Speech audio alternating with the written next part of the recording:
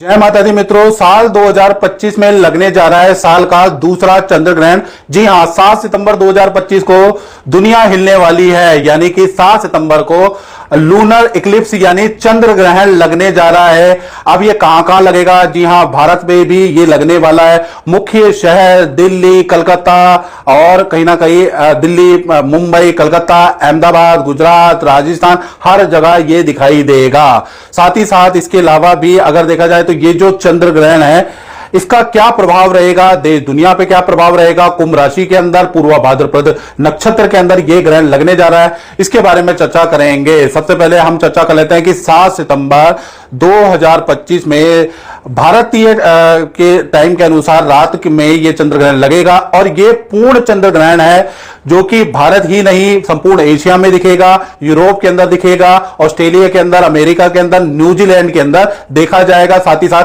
चीन के अंदर, पाकिस्तान के अंदर, बांग्लादेश के अंदर भी देखा जाएगा। तो कुल मिलाकर देखा जाए तो ये जो चंद्र ग्रहण है ये पूर्ण चंद्र ग्रहण है, याद रखिएगा। और भारतीय समय के अनुसार रात को 9:57 से यह चंद्र ग्रहण लगना प्रारंभ होगा और 8 सितंबर को सुबह 1:26 तक ये चंद्र ग्रहण रहने वाला है, यानी कि 7 सितंबर को रात के 9:57 से ये दिखना शुरू हो जाएगा और कहीं ना कहीं 8 सितंबर सुबह 1:26 तक रहेगा। कुल मिलाकर इसकी जो अवधि है 3 घंटे 26 मिनट से ज्यादा की अवधि है और ये जो चंद्र ग्रहण है पूर्ण तरह से लाल दिखाई देगा आपको। आप दिल्ली से देखेंगे, मुंबई से देखेंगे या फिर आप राजस्थान से भी देखेंगे तो आपको लाल दिखेगा, बिल्कुल ब्लड मून की तरह आपको दिखने वाला है। अब इसका सूतक कब प्रारंभ होगा इसके बारे में चर्चा कर लेते हैं। तो इसका सूतक 9 घंटे पहले ही प्रारंभ हो जाएगा, यानी कि 7 सितंबर को और दिन में दोपहर में 12:57 के बाद से इसका सूतक प्रारंभ हो जाएगा भारत के अनुसार। और सूतक काल के अंदर भोजन बनाना निषेध होता है, नाखून बनाना निषेध होता है, सूतक काल के अंदर सोना निषेध होता है। कोई भी शुभ काम आप सूतक काल लग जाने के बाद आप 7 सितंबर को नहीं कर पाएंगे। नामकरण आप नहीं कर पाएंगे, विवाह शादी किसी भी प्रकार का कोई भी शुभ काम आपको 7 सितंबर को नहीं कर पाएंगे, खासकर दोपहर के 12:57 के बाद आपको नहीं करना है। साथ ही साथ जो गर्भवती स्त्री है उनको भी ध्यान देना है, क्योंकि शास्त्रों में लिखा है कि गर्भवती स्त्री के लिए जब चंद्र ग्रहण लग रहा हो, उसका सूतक लग रहा हो, उस समय पे बाहर जाना या बाहर का कुछ खाना वर्जित होता है, याद रखिएगा। गाड़ी चलाना वर्जित होता है, कोई भी रुका हुआ काम करना या शुभ काम करना आपके लिए वर्जित है। तो गर्भवती स्त्री भी अपना ध्यान रखे, याद रखिएगा। और सूतक काल या ग्रहण काल में आपको क्या करना चाहिए इसके बारे में भी चर्चा कर लेते हैं। अभी तो हमने क्या नहीं करना चाहिए इसके बारे में चर्चा करिए, अब क्या करना चाहिए। तो ऐसे में आपको मंत्र का जाप करना चाहिए, चंद्रमा मन सो जाता, क्योंकि ये जो मन है ना मित्रों, मन के हारे हार है और मन के जीते जीत। अगर किसी व्यक्ति ने अपना मन जीत लिया, मन को काबू कर लिया, मन को कंट्रोल कर लिया, तो उसने जग जीत लिया। तो ऐसे में आपको ओम सोम सोमाय नमः का मंत्र का जाप करना चाहिए, अपनी पुरानी गलतियों का चिंतन मनन करना चाहिए, याद रखिएगा। इस तरह के आपको मंत्र जाप करने चाहिए, आपको जो मैंने मंत्र बताया वो जाप करना चाहिए। साथ ही साथ यदि आपको सूतक जो काल होता है वो 9 घंटे का है करीब करीब, फिर ग्रहण भी लगेगा तो करीबन देखा जाए तो 12 साढ़े 12 घंटे हो जाएंगे। तो ऐसे में पानी तो पीता है आदमी, तो पानी आपको क्या करना है, जब भी आप पानी पिएंगे सूतक काल में, ग्रहण काल के दौरान, तो पानी के अंदर थोड़ा तुलसी दल डाल दे, तुलसी का पत्ता डाल के। आप चाय पीना चाहते हैं चाय पी ले, आप कॉफी पीना चाहते हैं ऑफिस में तो कॉफी पी ले, लेकिन तुलसी का दल आप डाल के रखें। या फिर आप पानी पीना चाहते हैं तो पानी आप पीने, खाने पीने में जो भी आप थोड़ा बहुत खाना पीना चाहते हैं वैसे तो अवॉइड ही करें,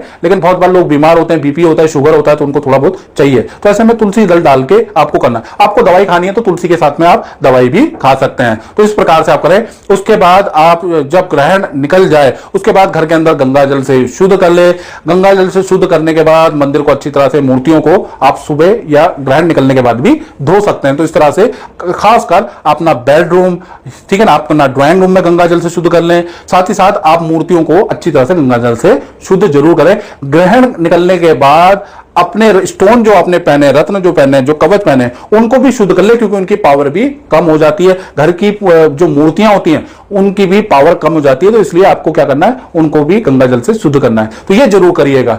अब उसके बाद हम चर्चा कर लेते हैं कि ज्योतिष के अनुसार 12 राशियों पर प्रभाव पड़ता है 15, क्योंकि कुंभ राशि के अंदर चंद्र राहु की युति बन रही है, याद रखिएगा। पूर्व भाद्रपद नक्षत्र के अंदर ये ग्रहण पड़ रहा है, तो कहीं ना कहीं इसका प्रभाव मेदिनी ज्योतिष के अनुसार देखा जाए तो 12 राशियों पे तो पड़ेगा ही पड़ेगा, उसके बारे में भी चर्चा करेंगे। साथ ही साथ देश दुनिया में भी पड़ेगा। तो भारत के अंदर देखा जाए तो इसका प्रभाव कश्मीर में पड़ेगा। कश्मीर में 40 दिन तक हिंसा की कोई घटना हो सकती है, आतंकवादी कुछ घटना दोबारा रिपीट हो सकती है, उसके योग 40 दिन तक बनते हैं, याद रखिएगा, इस ग्रहण के 40 दिन के बाद तक। साथ ही साथ देखा जाए तो अफ्रीका पे इसका प्रभाव पड़ेगा। तो अफ्रीका में आंधी तूफान कोई हिंसा हो सकती है, वहां भी बुरा प्रभाव है। कश्मीर की हालत, बांग्लादेश की हालत और खराब हो सकती है, वहां राजनीतिक विद्रोह भी हो सकता है। तो कुल मिलाकर यहां भी है। बाकी और डिटेल में जाए तो बंगाल के अंदर भी कुछ हिंसा, राजनीतिक विद्रोह, उड़ीसा के अंदर भी कुछ हिंसा, राजनीतिक विद्रोह हो सकता है। यानी कश्मीर, हमारे जो देश के जो टारगेटेड पॉइंट है चंद्र ग्रहण के, वो कश्मीर है, एक बंगाल है और एक उड़ीसा है, जो मेदिनी ज्योतिष के अनुसार आ रहा है। चलिए अब डिटेल में हम चर्चा कर लेते हैं कि राशियों पर क्या प्रभाव पड़ेगा। तो राशियों पर अगर बात करें तो सबसे पहले मेष राशि है, उस पर 40 दिन का प्रभाव होता है। यानी चंद्र ग्रहण का ज्योतिषीय विश्लेषण के अनुसार 40 दिन के अंदर अच्छा बुरा प्रभाव होता है, याद रखिएगा। तो पहला मेष राशि है, तो उनके धन पद में वृद्धि लेके आएगा, तो उनके लिए पॉजिटिव है, रुके हुए काम आपके भाई बन जाएंगे, ऐसा योग नजर आ रहा है। वृषभ राशि को सावधानी रखनी है, उनकी रोग में वृद्धि हो सकती है, उनको चोट लग सकती है, शारीरिक कष्ट भाई आपका बढ़ सकता है, उसके योग नजर आ रहा है। इसी प्रकार से मिथुन राशि के बारे में चर्चा कर ले तो भाई आपको संतान से संबंधित वाद विवाद, संतान से संबंधित परेशानियां बढ़ सकती है, गुप्त शत्रु आपके बढ़ सकते हैं, ऑफिस में बॉस से, उच्च अधिकारी से, कलीग से आपके मतभेद बढ़ जाएंगे। यानी ये जो 40 दिन है आपको थोड़ा क्रोध पे नियंत्रण करना है। कर्क राशि के बारे में तो कर्क राशि को भी शत्रुओं का भय रहेगा, यानी आपके शत्रु बढ़ सकते हैं, लोग आपकी बैक बैटिंग करेंगे, आपके खिलाफ आपके बारे में बोलेंगे, ये चीजें आपको 40 दिन में सुनाई देंगे, अपना ही आपके राज उगलेगा, उसके बारे में सुनाई देगा। लेकिन कर्क राशि का होगा क्या, उससे आपको कुछ सबक भी मिलेगा, उस ऐसे व्यक्ति से आप दूर भी रहेंगे 40 दिन में, और धन का लाभ भी आपको अच्छा होगा। तो कर्क राशि वालों को बड़ा सबक मिलेगा। सिंह राशि के लिए देखा जाए तो दाम्पत्य जीवन, लव रिलेशन के लिए अच्छा नहीं है, टेंशनें बढ़ेंगी, वाद विवाद बढ़ेगा, पार्टनर को हेल्थ के इशू रह सकते हैं, या तो उन पार्टनर से अनबन रहेगी या पार्टनर को हेल्थ के इशू रह सकते हैं, उसका योग नजर आ रहा है।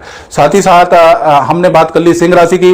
अब कन्या राशि के बारे में बात करें तो कन्या राशि के लिए रोग में वृद्धि लेके आ सकता है, यानी कार्य में बाधा, रोग में वृद्धि लेके ये ग्रहण आ सकता है। तुला राशि के बारे में बात करें तो तुला राशि के में काम में जोड़ाभागी ज्यादा होगी, विदेश से रुका हुआ कोई काम आपका बनता हुआ नजर आएगा, रुका हुआ धन लाभ आपको मिलता हुआ नजर आएगा, लेकिन जोड़ाभागी तुला राशि की 40 दिन बढ़ जाने वाले हैं।